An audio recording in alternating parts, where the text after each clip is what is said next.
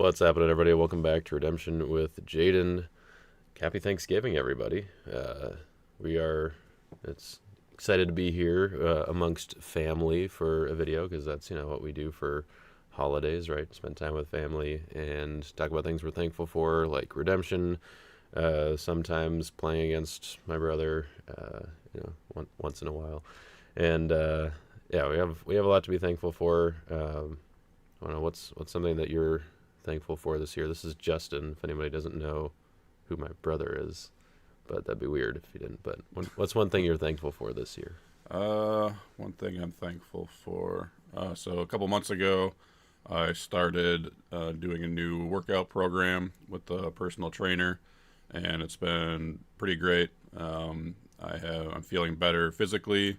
I feel better mentally, and it's just been a really great kind of getting into better shape journey that I've been on these past few months, and really really thankful that I went for it, that I kind of took that step to actually start, and it's been going really well.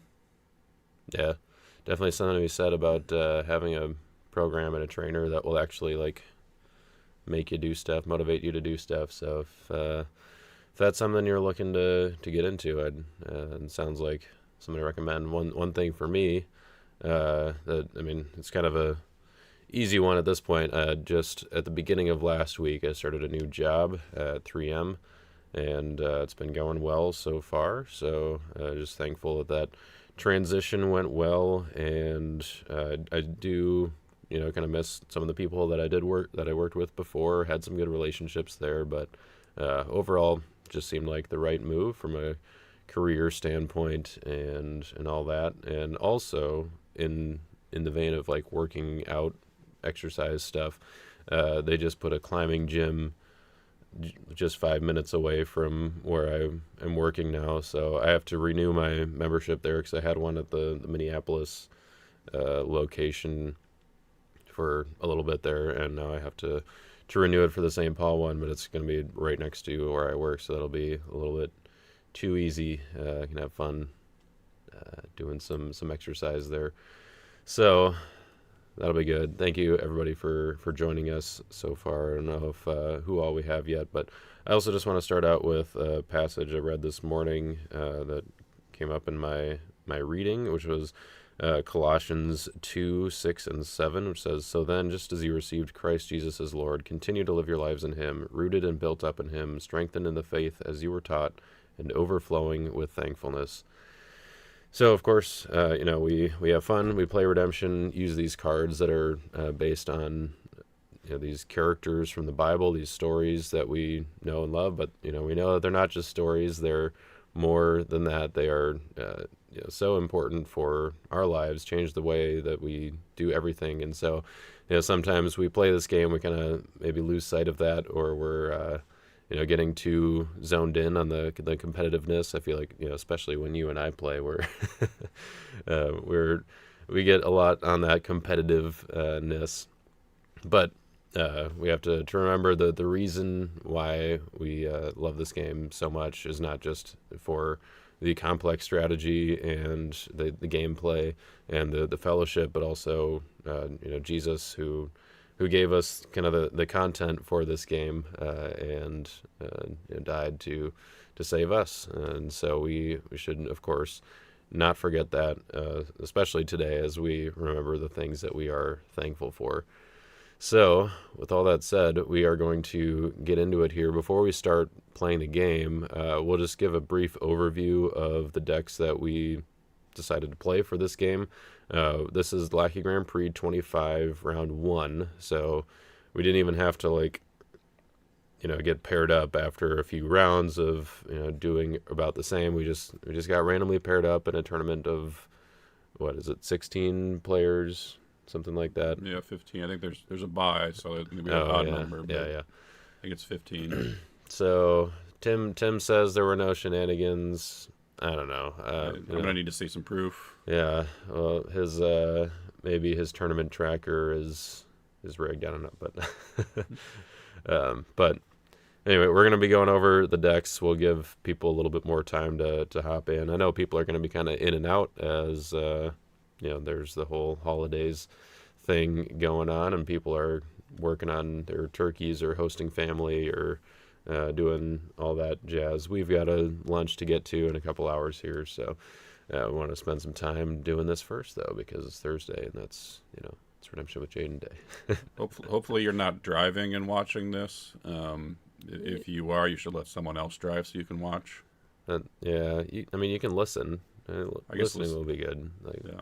We'll be doing commentary stuff. So do you want to talk about what deck you're playing here? If people have good vision, they can probably see that you're playing a 100 card deck over here. But Yep, so I've been playing 100 card decks for last couple months, I guess, both in like Lackey Grand Prix, in the Zoom tournaments that Derek has been hosting.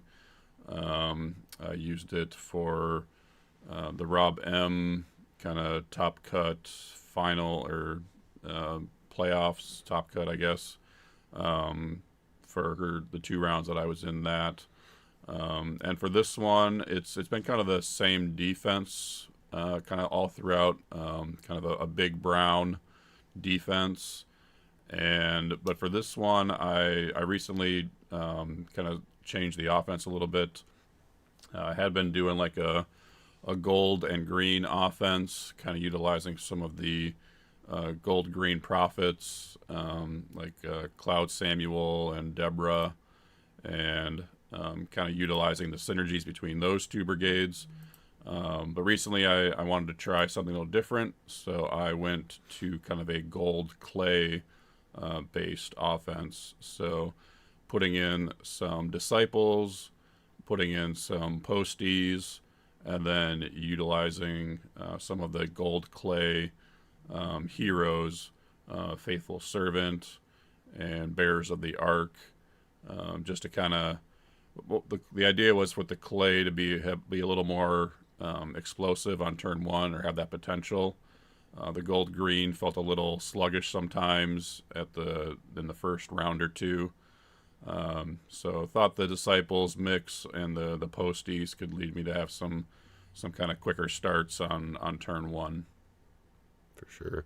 Yeah, and we'd actually kind of talked about that a little bit as far as because I'd played posties in for a couple games and just felt like there was something a little bit lacking of like just getting set up. But you had talked about like, oh, I wonder about like getting Zerubbabel and Jadua as early as you can, or like especially Jadua to stop those turn 1 blocks that are kind of key of trying to generate some value. Mm-hmm. And I kind of mentioned, I was having a similar thought of like, okay, how can I bring clay into posties? And so that's actually kind of what I did, except of course on a smaller scale, because I haven't gone to the dark side of 100 cards in Type 1 yet. I like to keep that for Type 2 personally, but I don't know. We'll see how things shake up for the season here, if there's some competitive decisions that need to be made. But I'm playing a 51 card version of there's I want to say 4 posties, I think, still in the deck, and like 4 disciples, and then a few other kind of like gold clay cards that just kind of fit in well. So it's kind of a little mix there. The best of both worlds is kind of the attempt. Try to either go turn 1 Matthew or turn 1 Jadua or Zerubbabel. And I can't believe you didn't mention Jadua when you were listing off clay gold heroes. I just figured he was assumed that. I suppose you mentioned posties. So. So that is the offense I'm using, and the defense. I was trying to figure out what would fit best here, and I was actually kind of thinking a little bit along the lines of like, how do I beat some of the 100 card decks that are going around, and some of the ways that they're getting souls, which is through the choose the blocker stuff, the possessing demon, and 2 possessed, those kind of things, and then just choose the blockers. I was like, well, what if I did kind of a gospel thieves orange splash defense, and then I can actually do a little bit of my own shenanigans by having Possessing Spirit in there, meeting the Gospel of Unity, and then I have Zacchaeus in the main deck as part of the gold, but also, can be on defense for Thieves, but probably not. But he just fits well with the Gospel gold and Posty gold. And then also Simon the Zealous in reserve to have that option for Authority of Christ to get that off, or an Ascension or something like that, where you bring in John and Zacchaeus, kind of the classic ones, but then also Talitha Kum is in there as well, which is kind of fun because there are some it's kind of a good connection between the posties and the gospel stuff, so you can do like a Jadua attack, and he can play all the enhancements that I have, including Authority of Christ and Talitha Kum, the Amazing Faith, all those things. So that's something that I thought would be pretty cool to see him having this strong ability, and also just being able to play all of these enhancements. So with all that said, let's go ahead and get into the game. And just to show you guys are alive, feel free to jump in the comments, tell us something you're thankful for, and get a shout out here. And we'll go ahead and get into it here. Not going to be having any audio from the video. I did do a little commentary while the game was being played, but because we're doing it here, didn't really need to. And you can see that my opening hand here was pretty solid. My one complaint is having Herod's Temple in the hand when I have Zerubbabel as well for that star ability. You can see that Herod's Temple was now the play here over Zerubbabel's Temple. And also we had a few issues with Justin not being able to see my deck right away, so we had to save and reload the game. But yeah, so Justin won the die roll, and I believe he chose me to go first, if I remember right. Yeah, I had a pretty good go second hand. I'm going off memory here, so you'll have to... I don't have the video from my game, but I had a definite go second hand. I didn't have much offense, but I'm pretty sure I had Deceiver and Amalekite Slave both in my opening hand, so I knew that I was going to be able to, or I thought I'd be able to get some good blocking value right off the bat. You can see I played the Peter, but I didn't really have anything to play on him, so I figured I would just get a meek hero into play. Then I actually discarded the Peter to Prosperity, because I wasn't really going to be attacking with him, in the early round. So yeah, I chose Jaden to go first, and was hoping for a good block off of whatever I needed with Deceiver or Amalekite Slave. Yeah, and I didn't really have much to do in my prep phase there, no artifacts or anything, so I just put down a couple fortresses, Kingdoms of the World. I thought, it was kind of nice, because if he has an evil dominant, then I'll be able to underdeck his Thomas. And also the fact that I had two fortresses was pretty nice for Jadua, so I get a full draw 4 there. I get to banish his Peter, and also I didn't draw any Lost Souls, so that was kind of just the best case scenario. I would have liked to have maybe drawn an Amazing Faith or something like that, but 3 woes and having Glory of the Lord as backup was, felt pretty good too going into that rescue. And then of course Jadua's protection is just pretty bonkers. Justin said he had Malachite Slave and Deceiver, which I didn't know at the time, but yeah, that was pretty fortunate for me having Jadua right away. Yeah, this was... Joe said he's thankful for you being clean shaven, although girls think you look weird. Me too. I mean, I'm kind of used to it now after a couple weeks, but... So this was a pretty annoying opening when I have Deceiver and a Amalekite Slave for him to have Jadua right off the bat. That's kind of or I guess right now we were talking about the ability on Jadua if it was both banish and draw. So finally I decided to block with Zacchaeus, and I'm intending to play Glory of the Lord here. Grapes. Or Grapes, yeah. I thought I could maybe draw a card and then just play Grapes. I asked for initiative, and Jaden was nice enough to play Glory.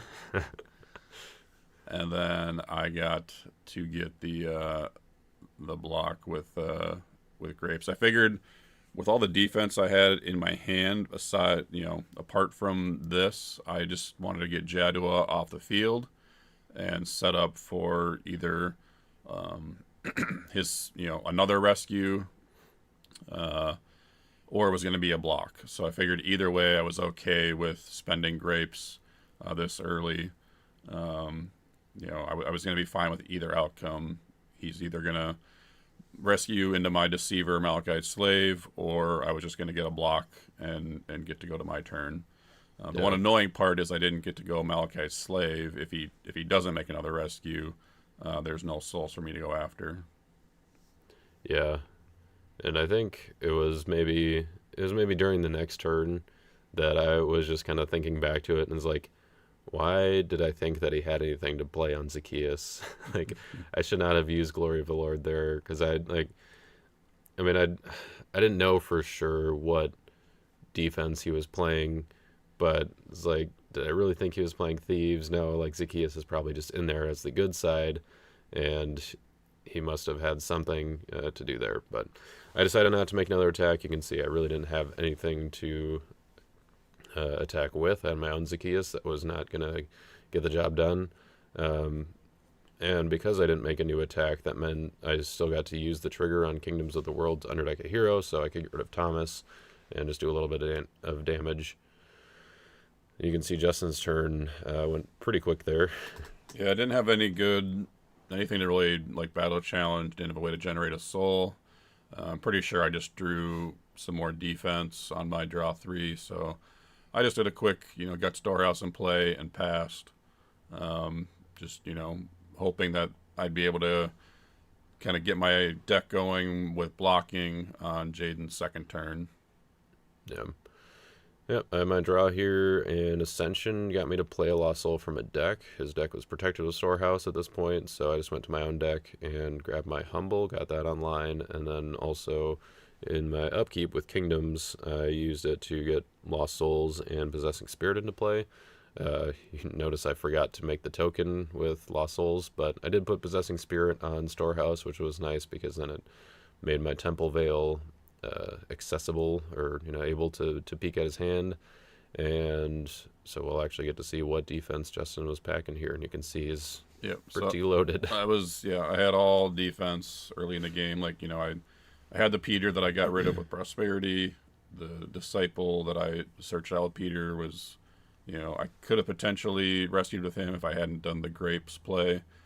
But I was mostly just wanting to be able to have a chance to block and then, kind of get rolling off of getting some value from a block. Yeah. I was pretty happy to see Jadua also in my draw again here, getting him back with all the defense that Justin had. I was like, well, I can kind of force him to play something, likely to burn a Falling Away. I actually kind of bluffed a little bit here, or like kind of took a risk a little bit going with Jadua, because Cyrus actually would have pretty much just straight up blocked me here if I hadn't drawn Faith of Gideon.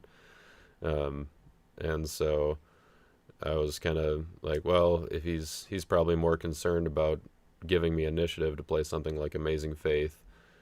So I'm guessing, blocking with Cyrus probably isn't the risk you wanted to take.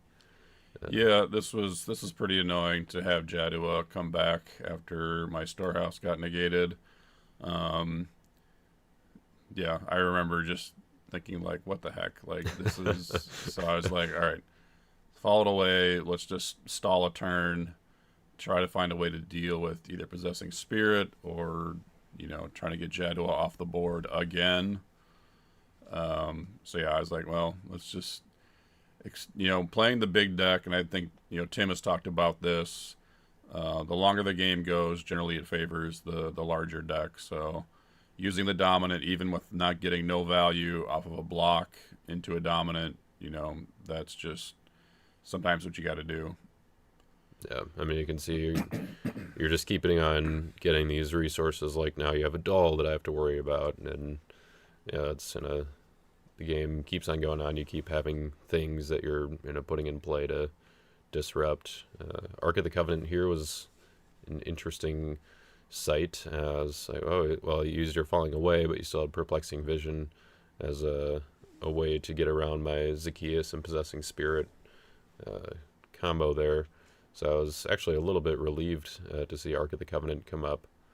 Um, but, it made sense with your attack kind of getting ready there. Uh, Yep, and this is one where I think I could have made a better choice. So I got Zerubbabel. I thought about getting my own, like, Akeem or my own Jadua out, but then I saw Jaden's Jadua sitting over there. I'm like, well, I either maybe get a soul here or I force him to take his own Jadua off the board. Um, I realized later that maybe Ark of the Covenant would have been, I wouldn't be able to trigger Ark if something like this happened, where Jaden blocks with Prince of the Air, and it's not my priest now that's being removed. So this was a bit of a frustrating, like, occurrence, and I hadn't, even with all the drawing I did, I still didn't draw anything or another hero because I had the Faith of Samuel in my hand that Jaden saw, and did not draw any other heroes between the drawing of Zerubbabel, the drawing of Jadua, or the draw 3 for turn. So that was a little bit annoying. But in the end, it did take Jadua off the board as Jaden chose to underdeck the 2 heroes with Prince of the Air. yeah, I was actually, you can see I was actually kind of happy about that because I had Defender of the Saints. So I was like, oh, well, this will just make Jadua even better when he comes down. But um, yeah, I think you had some kind of ways around it. We'll see what I end up doing here. So you no longer had Unity on Possessing Spirit with Prince Oh, of the right. Air. Yeah, that was the problem. Yep. So my Storehouse was online. I wasn't sure if you realized that, but I realized that, and I was like, okay, I got to remember Storehouse is in effect now. Yeah. Jadua is not going to be hurting me as badly. Yeah, I realized that. I didn't use the star ability on Emmaus Road as I would have liked to have there. So then I had to kind of pivot a little bit. Jadua wasn't necessarily going to be my best attack, but in my upkeep here, used Wicked or Kingdoms to put Wicked into play and to, I just grabbed Judas, load up my Den of Thieves. Yeah, Den of Thieves is a rough card for the 100-card decks because they do rely a lot on the dominance, and Den of Thieves is obviously pretty punishing against dominance being played. So I knew I was going to have to be careful with that one. Yeah. That was actually, that was kind of part of my thinking with the defense here too. If I'm trying to hinder 100-card decks a little bit, then playing both Kingdoms and Den, like you want to play more fortresses when you're using Jadua. Like having the evil fortresses there kind of helps too.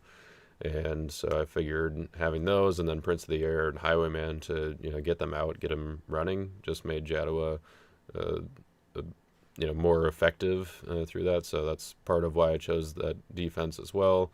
I thought about like demons, get gates in there too, but I think those two particularly good, kind of just anti-dominant tech. And you can see I did get the Zacchaeus choose the blocker rescue there with Possessing Spirit. And Justin couldn't play Perplexing because he had Ark of the Covenant active.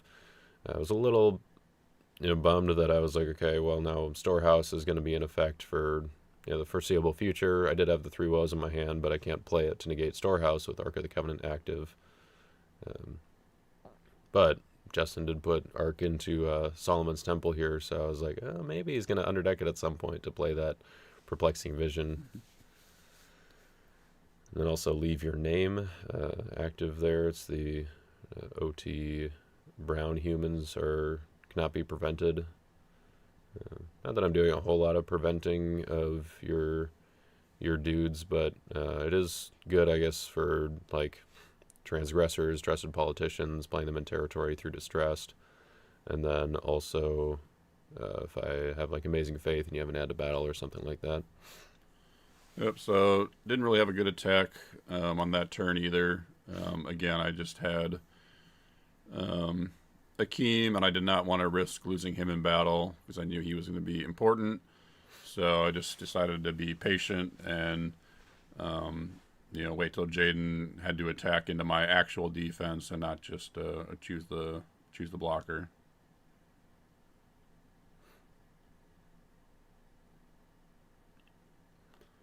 Yeah, I was a little unsure what to do here, and I actually don't even remember what I ended up doing here. I know you. Oh, I think this was the Zacchaeus Cyrus attack. But yeah, first I did Kingdoms. I knew I wasn't gonna get a Darkness trigger whenever I drew that, so I figured I would get that out. But Covet, I think, was my last Lost Soul in there, so I wasn't gonna bring that one out quite yet. I was gonna save that to try to take something if Storehouse was off when I got to it. But getting the Condemned Thief out was nice. Yeah, I think you're right. I think this is the Zacchaeus Cyrus, and I think you take my Dull. Yeah, Yeah. take Dull off the table. Second Coming right away.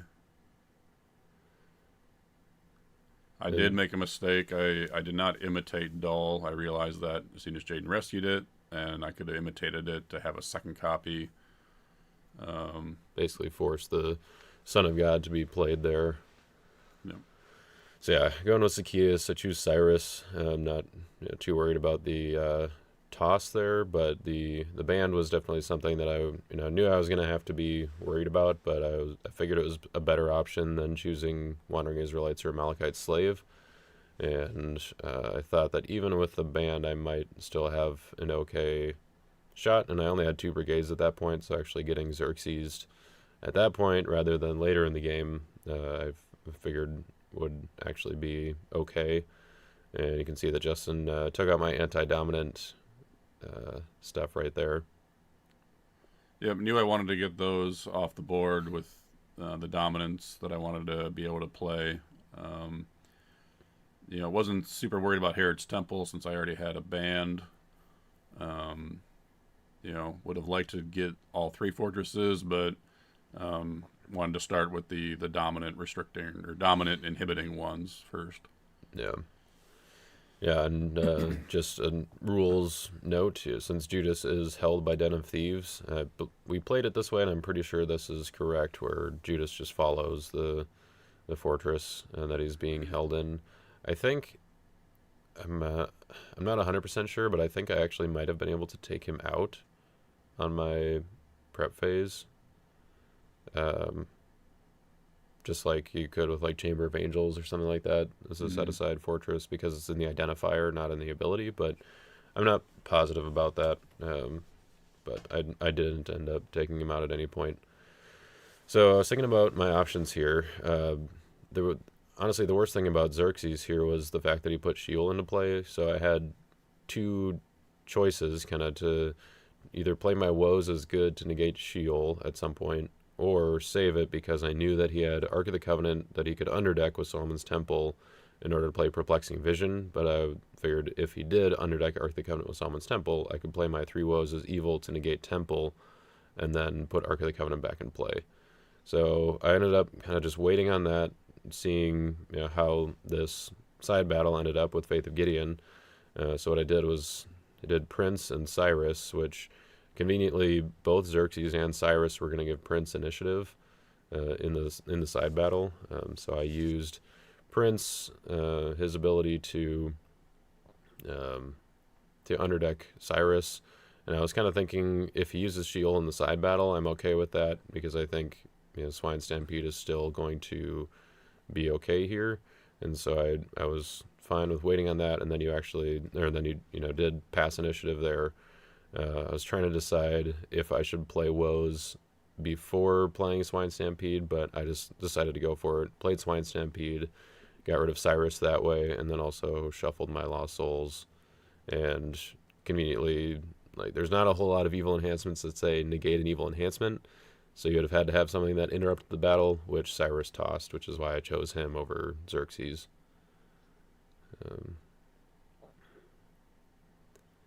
So I got to shuffle my Lost Souls there, and then had to decide here if I wanted to play 3 woes before Justin had action priority here to either use Sheol or to underdeck Ark of the Covenant. I wasn't really sure which one he was going to do, but I do think I made the wrong decision here by I ended up not playing 3 woes and just letting the Sheol play go through. Yeah, I don't know. What were you pretty much only thinking about Sheol at that point, or? Yeah, I think with I wanted to go. You decided to use Sheol first. The Solomon's Temple underdecking Ark was going to be kind of the last resort, but because I had a Malachite Slave and you had just taken all your souls off the board, that seemed like the ideal play to set up a rescue, or at least the potential to rescue on my next turn. Yeah.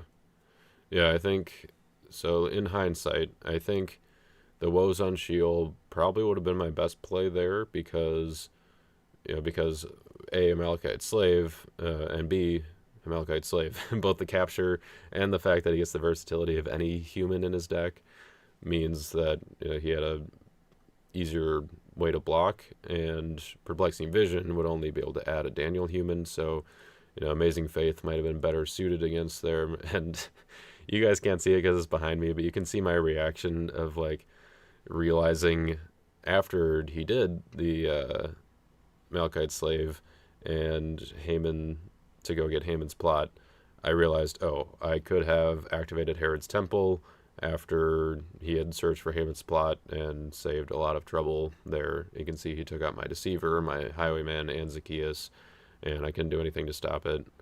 I briefly considered playing Awesome Things to add Matthew to battle to see if that would give me anything, but playing Matthew and Spirit as a Dove would have pass initiative, and Ascension wasn't really going to get me anywhere. So yeah, that was kind of a rough attack. The way it all ended up, I was thinking, I think I made 2 misplays, and I was kind of focused on the one, like, I should have done it this way, that I didn't see the play that I should have made until it was too late, and Justin got a lot of value with the mask and the Haman's plot there. Yeah, I actually, you mentioned the Cyrus, because I actually had the mask in hand with Cyrus, and Cyrus tossed, so I couldn't interrupt the swine stampede. So that was, going back to that first part of the battle was kind of annoying, but ended up being able to get it off on Haman and kind of jumpstart my drawing a little bit to hopefully kind of get my offense going. Yeah. You say it was annoying, but that's another way of saying that it was a good play on my part. So,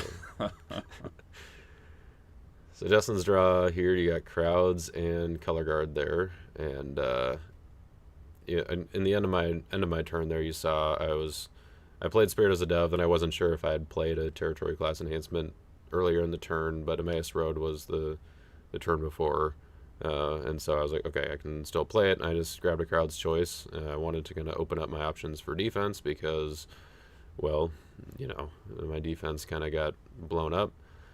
But, Crowd's Choice still wasn't going to be able to be played through Arc, so I was kind of, wasn't sure if I was, if I was really desperate, I could have played a good Woes and negated Arc and then played Crowd's Choice. But, yeah, you had the Simon, choose the blocker, rescue here of a Condemned Thief that didn't do anything because you played Teaching in Parables, you got rid of my Hypocrisy, and you had your hand protected a couple different ways. So, well, actually just one different way because you were negating Crowds, but still, this was pretty brutal, the fact that I had Malachite Slave that you could rescue here, and also the timing of the knowledge that I didn't have anything to play on him, to where Faith of Samuel could just draw you some cards and get rid of my Condemned Thief effectively for free.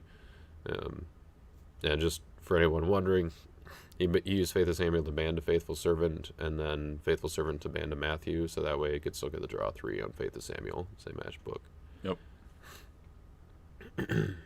So a few other things in Justin's discard phase there. He got rid of a few enhancements to Storehouse, put him in his reserve. Because, people actually play that Storehouse occasionally still, or at least Justin does. I am all about that Storehouse. Give me the OG, baby.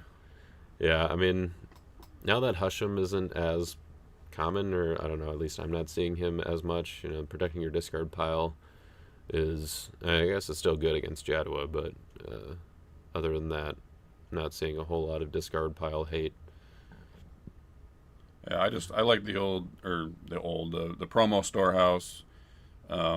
Being able to put stuff into Storehouse if your hand is too large. I hate throwing away resources, even when I'm playing a 100 card deck. Like, just, it just feels like such a losing strategy to just be tossing cards away.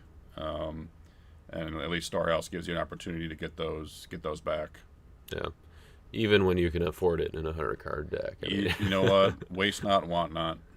Yeah. So here I had Peter in my opener, or my draw 3 there, so I was able to use the star ability to put John in play, and was kind of hoping to be able to bounce him with Temple Veil, forgetting that Justin Zakim was now online with his Simon the Zealous being in play. So Temple Veil was just up there doing not much, but I didn't draw any Lost Souls, so that was kind of nice. I was trying to figure out what to actually do on this turn, though, because I didn't really get anything as far as defense either, given that my falling away was still being stopped by Arc.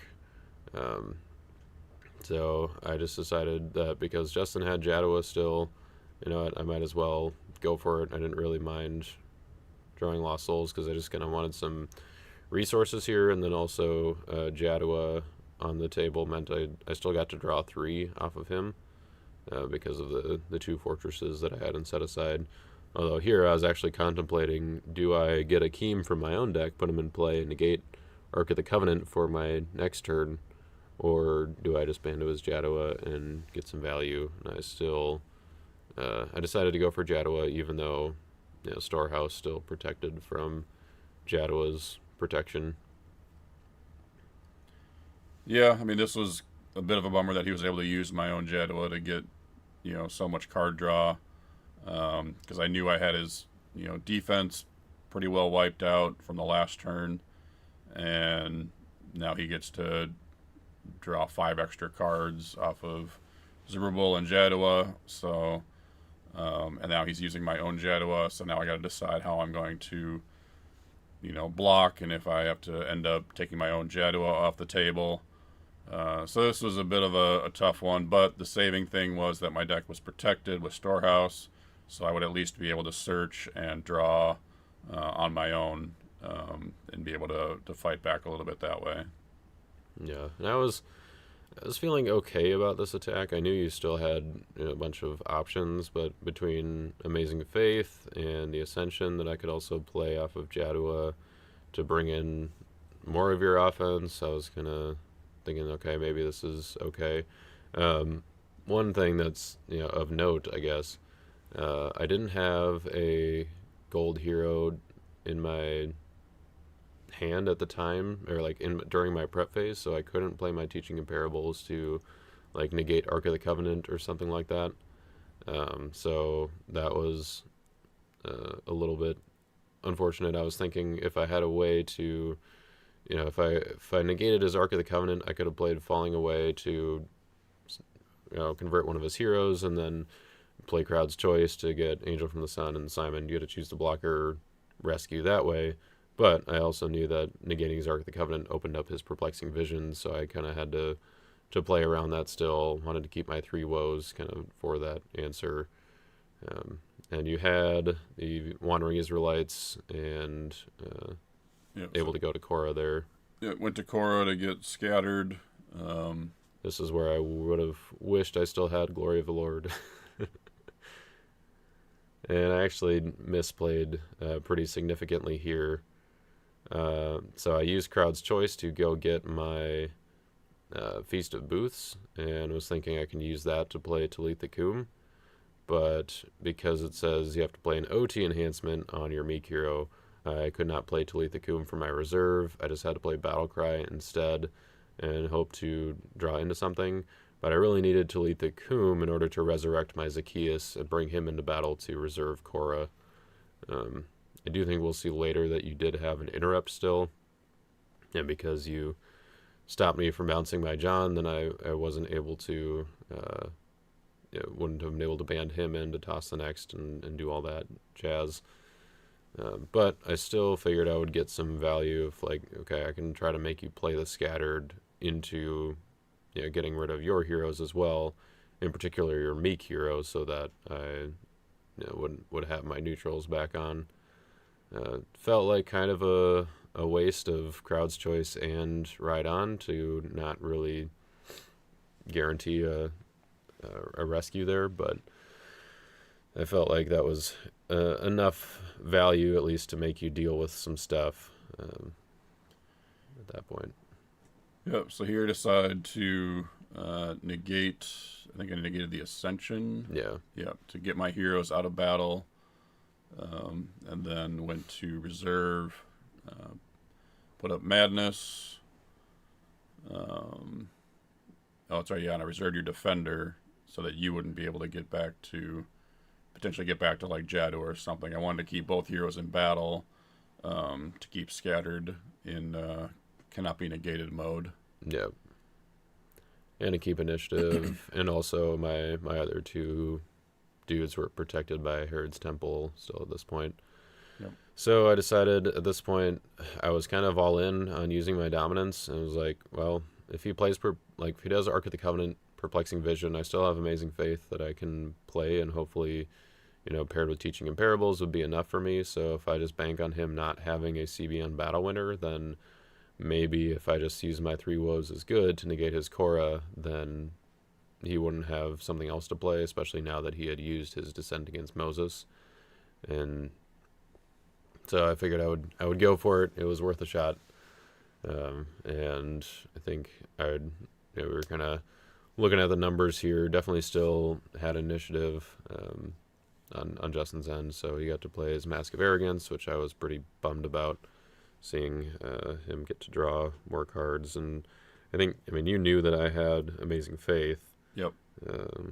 And so you were trying to kind of dig for something that wouldn't require or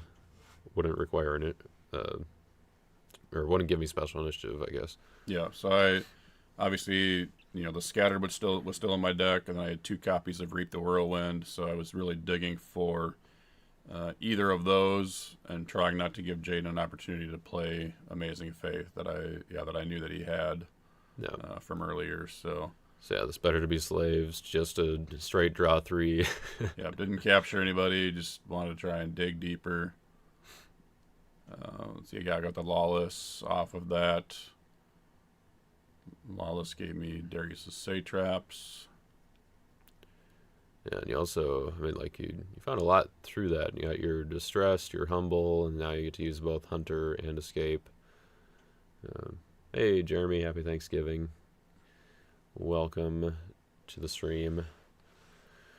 Got an intense battle going on. Currently, I'm at 2, having played Son of God once, and Justin is at 1, having gotten to abuse my Condemned Thief, who was left all alone. And yeah, you went for Forsaken and Disoriented here, both of which were kind of rough to see. Yep, so I'm pretty sure I went Disoriented, on Temple. Just making, that's just an easy one to sometimes forget that the opponent has access to. So I thought, let's just negate something that's going to be relevant for future turns. There was nothing in battle that I really felt I needed to negate. So just kind of trying to set up.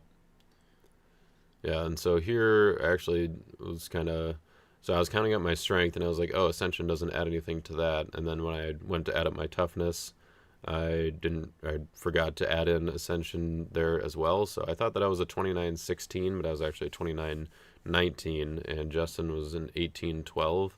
And so I was thinking that it was actually mutual here, which I think kind of surprised you a little bit. Like, you were kind of just hoping to draw and then be able to play something after that. Yeah. But I wasn't really sure, what to expect, I guess. Like, if you did draw Reap the Whirlwind, I wanted to try to negate it with Amazing Faith. But I also realized that negating evil cards also negated the playability on Mask of Arrogance, which puts Better to Be Slaves back in your hand. So I was like, oh, well, this is kind of a bummer. Not really ideal that, now you could just play Better to Be Slaves again and actually capture because it's CBP. But we figure out that that's, it takes a minute here, but we figure out that actually I did not have initiative to play Amazing Faith there. And so we kind of move things back a little bit. Yeah, had to undo a little bit here just to get the game state back. Like, it was a little bit wonky, but nothing really had changed. I put the cards back on top with the draw, but then we figure out that you actually didn't have initiative, and so then I redrew the cards. Lost Souls were going to stay in play anyway, so none of that had to really change. Then Jaden ends up taking Humble off the board because he does have the Amazing Faith. Well, we think he has Amazing Faith at this point. Right. Yeah. He shouldn't have had it. So then I replay Better to Be Slaves. And he was just going to capture the guys in battle this time. And that's when I realized, like, oh shoot, I did not add Ascension in there, so it's actually, we're back to the same state of battle, except Amazing Faith is in my hand, and Justin has those 3 extra cards from Mask as well as Better to Be Slaves in his hand. So, yeah, I guess, do you know, or what all did you draw then? Because, you didn't draw Reap the Whirlwind or... Yeah, it honestly Sky, was just, it was pretty sure it was more offense. Did not really draw into anything useful for this battle at this point. I think there's a bit of a pause here because I'm trying to figure out if I want to go ahead and do the underdeck the Ark of the Covenant so I can play Perplexing Vision. That's right, I did have the Second Descent. Yeah, which I was actually kind of glad to see because I was like, okay, it's another CBN negate out of his hand. And you had... so in Flying Scroll. Oh, yeah. And then so I was able to... You negated Feast of Booths, so Yep. I put Battlecry back in my reserve, put that one card that I drew with Feast of Booths back. Then I took his Zerubbabel with Flying Scroll, which I didn't love doing that because, again, now he's got Amazing Faith, but then I thought, well, if he does Amazing Faith, I get Better to Be Slaves back, and then I can use that again to draw, and because it's CBP, and then you just randomly had Teaching in Parables because I guess you couldn't play it earlier, and I was like, what is going on?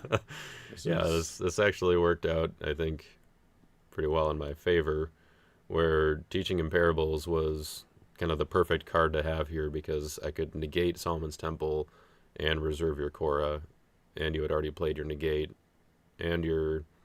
Like, you had played, I think, both Masks at this point, both Descent Against Moses. Yeah. I was like, he can't possibly have another thing, right? I mean, I guess he could have had, like, Destroying Bands or something like that, but... Yeah, I think I would have... With Amazing Faith backup, was okay. I think it's Begging to Go Back would have been the other negate I could have had. Sure, yeah. But, I did not have that, so... Did not end up going my way, but I did take his Zerubbabel. I get my Jadua back. So as you can see, my territory looks quite a bit more developed. He's just got a bunch of fortresses. We don't care about those most of the time. Yeah, and so it ended up losing my Zerubbabel. He got to keep his Jadua. I did still play my Son of God on Humble, or like we just kept that part of it because the probably would have happened anyway. I don't know. I guess I probably wouldn't have played it if I didn't play Amazing Faith at that point. But and we kind of had a little discussion about, like, this is where we hit time, which may be a little bit surprising, but we're watching this in double speed. So this is where we hit time for the round, and we decided that, because we had a couple breaks for ruling things, that we would play one more round. I don't know that we necessarily needed to, but it technically gave each of us a chance to get the outright win. So we decided to go for it since I went first, and that meant that Justin got his turn here, and then we would play one more round after that.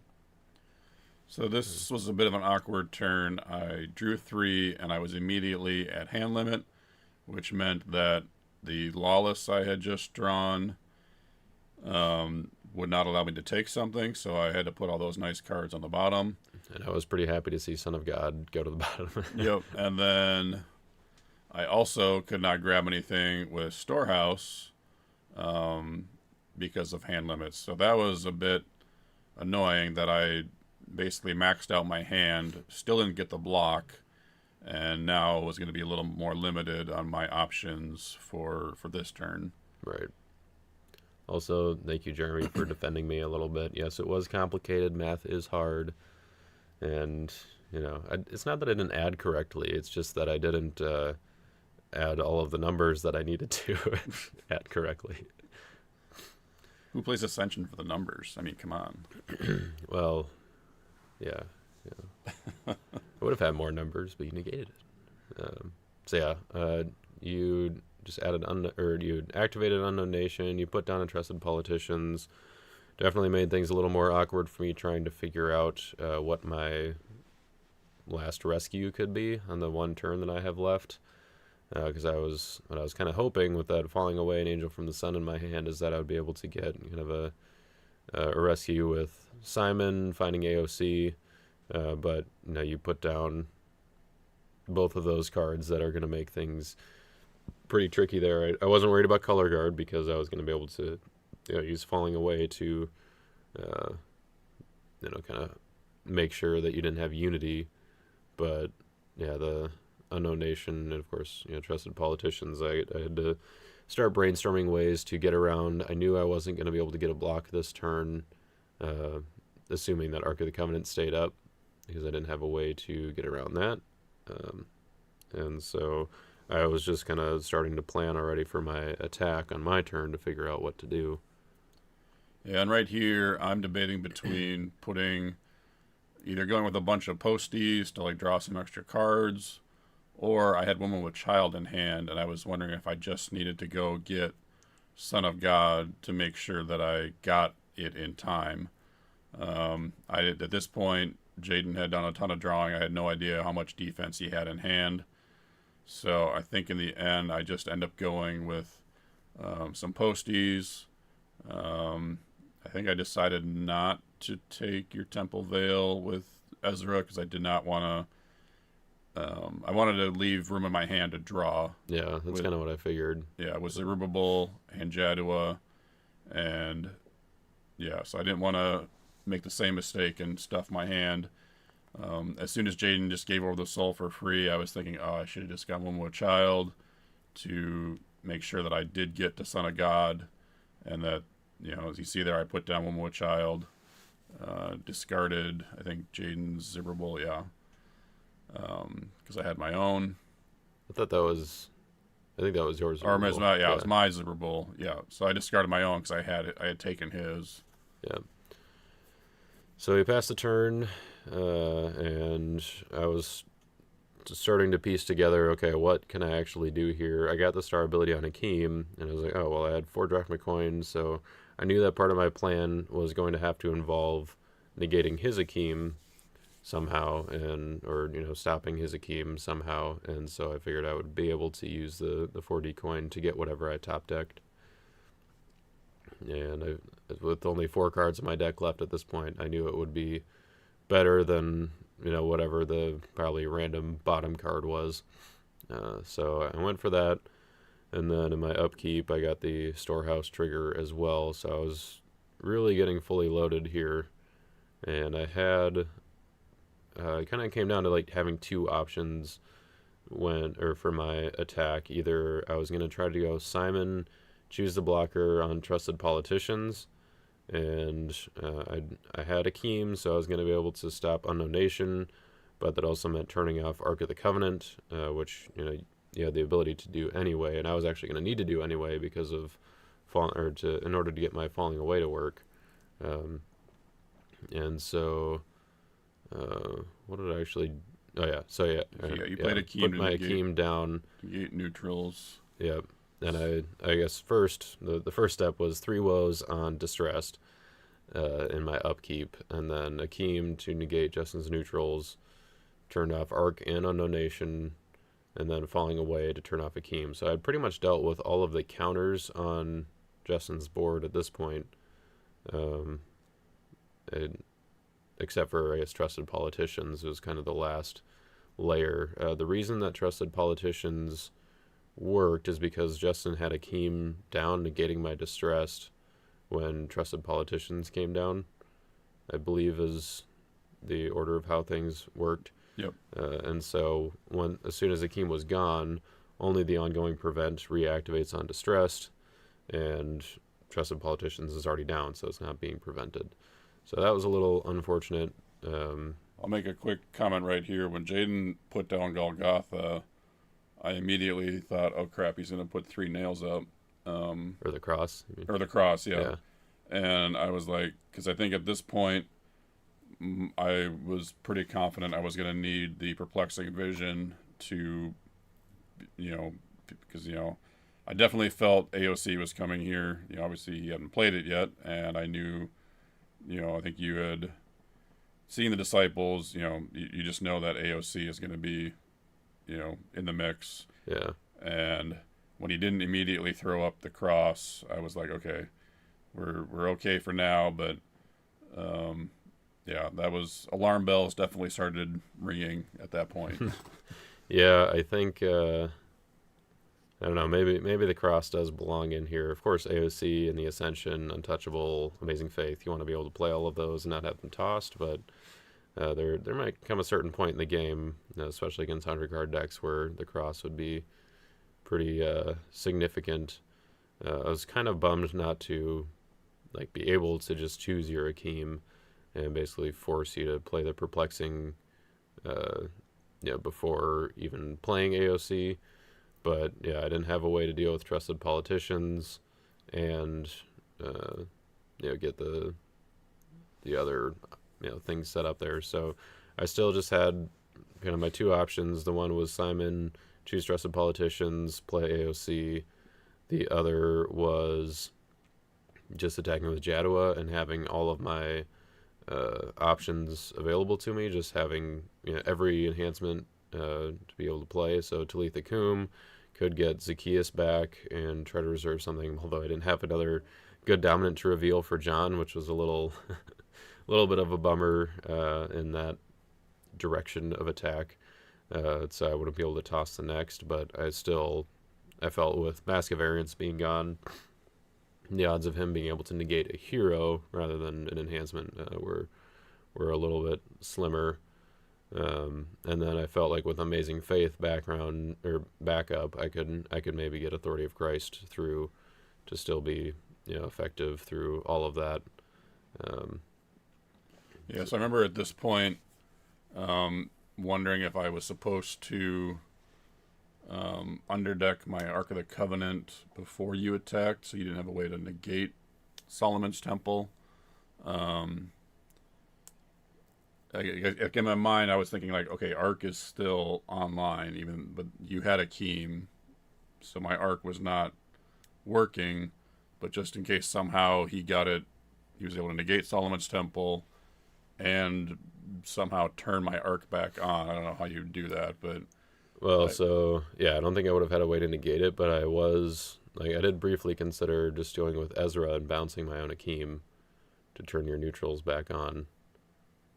And then banning to your Zerubbabel.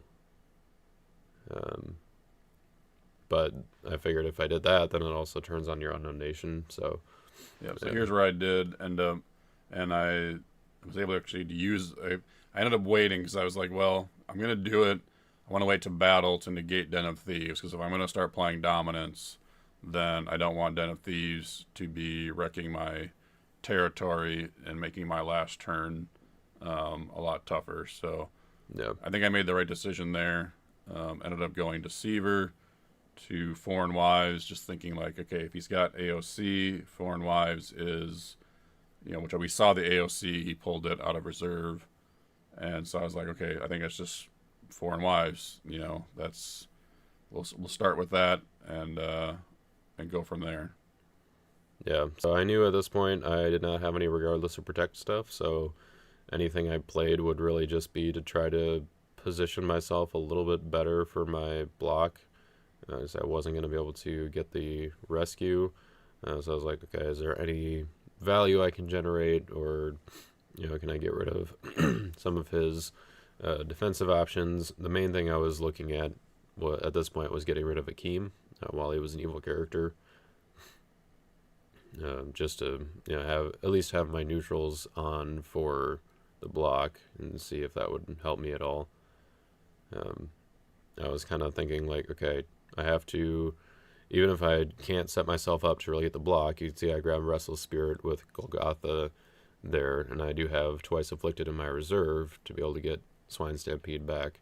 That was kind of the block I was hoping for, and I wasn't. I was kind of just angling toward that of like, okay, can I try to get the block by kind of forcing him to be able to search for his dominance and not having kind of an optimal rescue there. So what I did is I played Impartial Judgment to negate Trusted Politicians. His hand was protected, Foreign Wives were protected, so I didn't have to discard anything. But I could then play AOC to take out everything, including Akeem. And Justin just kept on passing, so I wasn't sure if he just didn't have anything or if he was just kind of waiting for the right moment there. But I did then just play Talitha Kum, got my Zacchaeus back, which actually was maybe a little worse for me than... but I was like, well, I can kind of open up my options a little bit by getting Zacchaeus back and then bouncing him with Untouchable. I was like, at this point, I didn't have any use for my good enhancements. This was my last turn, so I was like, well, let's just use it all up and try to get some value. And you did have the second Hammond's plot here, which I was like, you gotta be kidding me. So yeah, use the Hammond's plot to get rid of his Akeem. I in my mind I was waiting because I knew you still had Amazing Faith, and I was not considering the fact that plot banishes itself, and then it's essentially cannot be interrupted. Whether you play it on Hammond or not, and yeah, so then I was like, okay, I'm just gonna go for it, and then I realized, oh yeah, it's essentially CBI, so Yeah. I was able to take out what little defense he had on the table, and just and then his Akeem, so that my neutrals would then be back online. Yeah, that was kind of the key thing there that really made this feel like a misplay for me. I was like, okay, I took out his Humble. He played Better to Be Slaves. Like, I don't care if you play Scattered or Reap the Whirlwind or something here. I really should have just played Amazing Faith to begin with to stop pretty much exactly that from happening. We did consider that, or like I did realize actually that, I still had, like later on, I was like, I still had Herod's Temple. Shouldn't Akeem have been protected? But Justin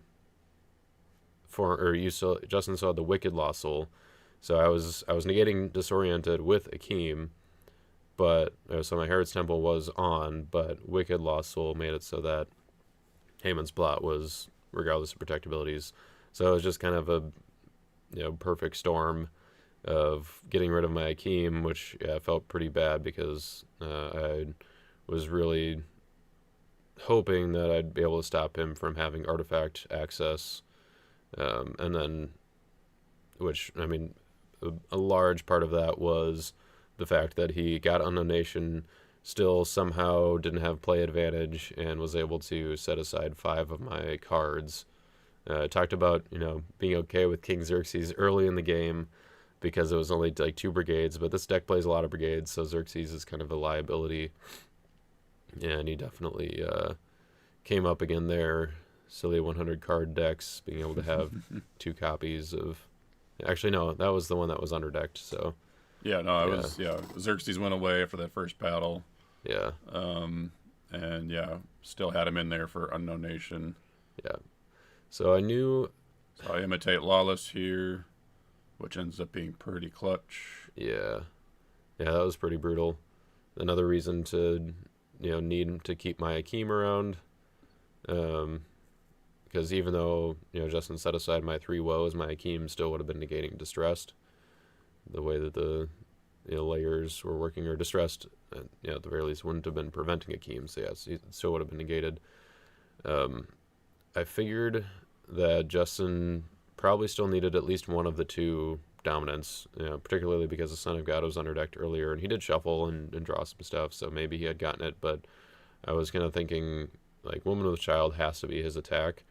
Or that's kind of what I have to bank on being the most likely, and I think I could have actually played my discard phase a little bit differently there, where I could have actually kind of anticipated the possibility of 20 shekels and or teaching in parables, and just put both Zacchaeus and Judean mediums down, having no cards in my hand, and having pretty much everything known on the table, but still I think Justin not necessarily having a way to play around it, or at least those were my best odds.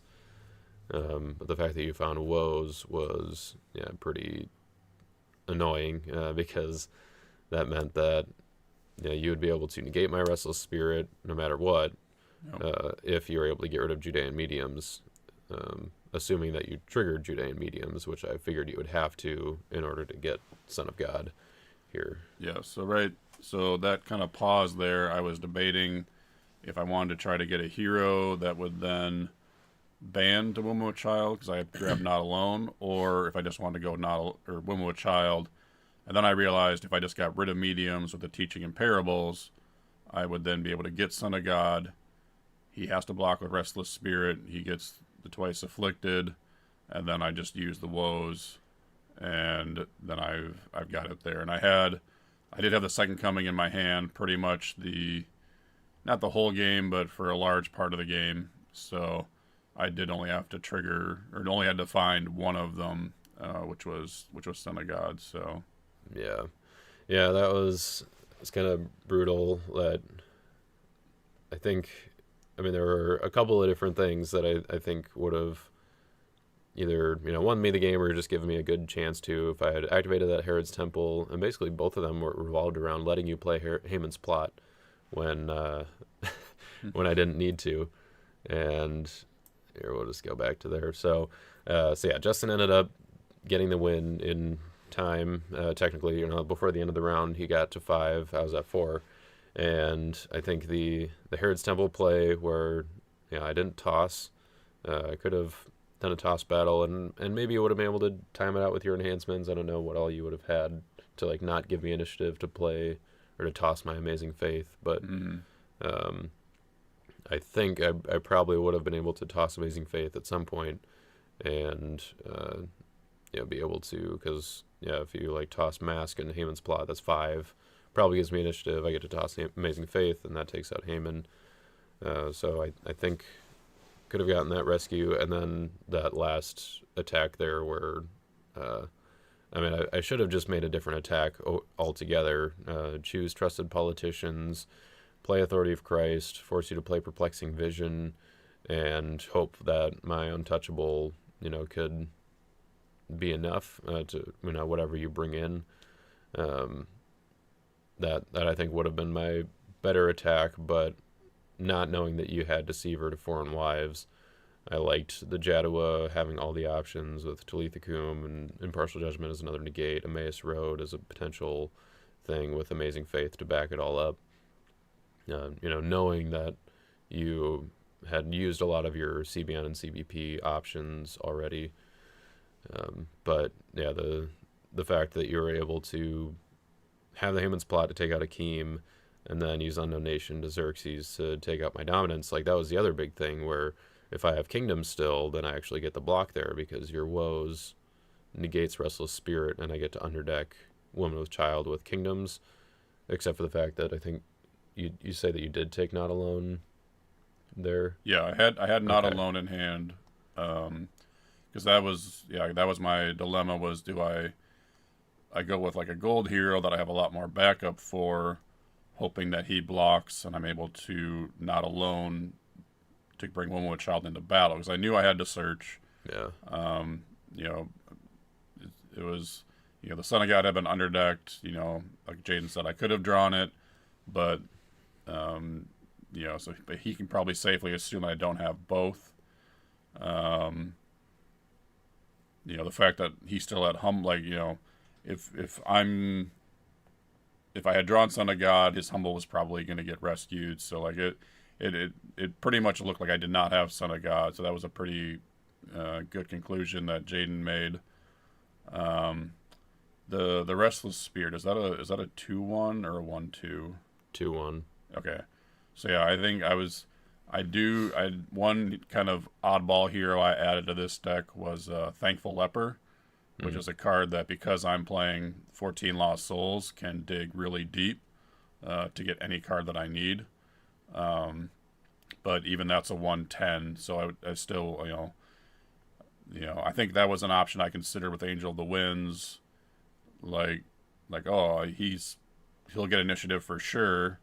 Then I can play Not Alone, bring in One with Child, and because Jaden only had the 2 cards on hand. I knew what they were, and I was trying to think what he could grab with Restless Spirit, but I was like, I couldn't find a way to get initiative against Restless Spirit. Yeah, so you hadn't seen my reserve. Right. Yeah. So, yeah, I think, so there are, a couple things. Yeah, so I guess for anyone who didn't catch on to that, so Not Alone, it interrupts a neutral or evil card, so it's not like an interrupt the battle sort of thing, so it actually would work against Kingdoms. If he had, played Woes, negate Restless Spirit, and then I try to underdeck with Kingdoms, he could play Not Alone to bring in a couple extra heroes. Right. Yeah. So that still would have worked. I think the only option I really had there after that battle and you having set aside my stuff was if I had just emptied my hand. I had Judean Mediums and Restless Spirit in territory, because Mediums banded to Restless Spirit would have given me initiative against One with Child, and I think I pretty much would have forced you to try to go the Not Alone route, I think. Because Judean Mediums would have been triggered by One with Child searching. Yeah, I think if you had mediums on the table, like if you had everything on the table, then I probably have to avoid using Storehouse and not searching somehow, but it was, because then but the thing was, like, I could also, like, Jada could also just gamble that I didn't, like, if I try to go with someone for initiative without doing One with Child, then Jaden can essentially gamble that I don't have Son of God, and Just give it up. just give me the soul and not allow me to play anything. Like, 37 cards still left in deck. He saw it got underdecked a couple turns ago. Or maybe just even last turn. I think that was my It was the beginning of it was my turn, second to last turn. It went under deck, and my Deceiver didn't search deck. It went to reserve. So I guess I did go Xerxes did shuffle the deck, so the deck had been shuffled once, but I didn't draw any extra cards other than the ones for turn. So Jaden could easily have just decided, well, the odds are he doesn't actually have it, and he can just play for the tie. Yep, and that's kind of what that was kind of my only shot at this point. After not being able to get the rescue on that turn, I was like, all right, well, he's gonna, assuming he has at least one of them, he'll be able to for sure tie, and maybe I can sneak out a block with Restless Spirit. But yeah, I should have taken a little more time in my discard phase to think about what I needed to do, because if I put down mediums and Restless Spirit and Zacchaeus, then he can only, even if he mounts his mediums with 20 shekels, he has to put it back in play. So yeah, that was instead of being able to put Zacchaeus down as a hero, which also went back to the fact that Xerxes was able to set aside my storehouse. So really, it all comes down to that silly Xerxes taking out all my stuff. Xerxes comes through. Yeah. Well, and back to the Haman's plot that took a Keem off the board, and Right. thus turning my Unknown Nation back on. And when I did Unknown Nation, I don't even think I really was thinking about Xerxes. I literally was just like, well, this is his last rescue. I might as well Try to get some value. see if I can get anything off of this. And I was like, oh, that's right, Xerxes is back in the deck, and he's got a bunch of brigades now. And Yeah. because he banded a bunch of my guys into battle, he had play advantage. So Right. it all kind of came together with being able to set aside some key cards in that last block. Right. For sure. Yeah, so it was a good game. Lots of back and forth. Definitely some decisions that could have been made differently. I think in both cases the big mistakes were letting you play Haman's Plot when I should have played Amazing Faith. One of them being I should have tossed Amazing Faith, and one of them being I should have played it before you played Plot, so it would have been negated. But that's how it goes. My brain definitely hurt after this game. I was a little bit late for dinner with a friend, and I was thinking about the game and the whole way there of like, I could have done that and that. But that's how. I mean, that's kind of how both of our brains work. I think with this game is, maybe it annoys some people, but pretty much anytime we play someone, we'll be thinking like, oh yeah, I made a misplay here, and I could have played this differently. And I think that's a good thing as far as like your competitive strategy. I mean, one of the things, like looking back and watching my games as I have for for multiple years now, pretty much every week, has definitely made me a sharper player, noticing misplays and those kind of things. So if you're looking to improve, that's a good way to do it. But I think we're kind of just rambling on at this point. I think it's a good time to wrap things up. Shout out to Jay. I'm guessing that's Jay, Redemption Player 97, but said thankful for brothers, especially being part of the other well-known brother duo in this game. It's great. Yeah, the Chambers brothers or Chamber brothers, depending on who you ask. Thanks to everybody who came out and watched for our Thanksgiving stream. Hope you guys are spending some quality time with family and things or friends. Things that you're thankful for, and remembering things that you're thankful for, giving thanks to God for those. We have abundant blessings, even just to be in a position where we can play this game when there are things going on around the world that are difficult to think about, and kind of just be thankful for our situation, for the freedom we have in this country to be able to play games like this and to worship God. So lots of things to be thankful for, and of course for family as well. Even when we make misplays against our brothers, it happens. So thanks everybody for watching. We'll catch you all next time. Have a good Thanksgiving.